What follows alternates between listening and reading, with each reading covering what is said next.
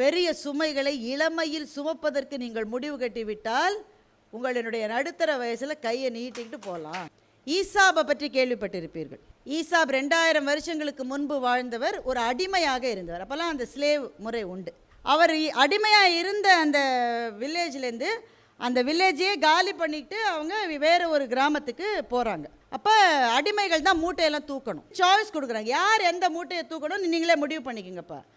எல்லா அடிமைகளும் ஓடி போய் லைட் வெயிட்டாக இருக்கிறத தூக்குது. அப்படி தானே செய்வோம் நாம், எது எடை குறையோ அது தூக்குது. ஈசாப் சாப்பாட்டு மூட்டையை தூக்குறாரு, இருக்கிறதுலே அதுதான் கனம். உடனே மற்ற அடிமைகளை ஈசாவை பார்த்து சிரிக்கிறாங்க. அறிவு இருக்கா அவனுக்கு, இருக்கிறதுலே வெயிட்டை தூக்கிட்டு இருக்கு. அவரால் அந்த வெயிட்டை தூக்கவே முடியல, முதுகே வளைஞ்சு தூக்கிட்டு போகிறாரு.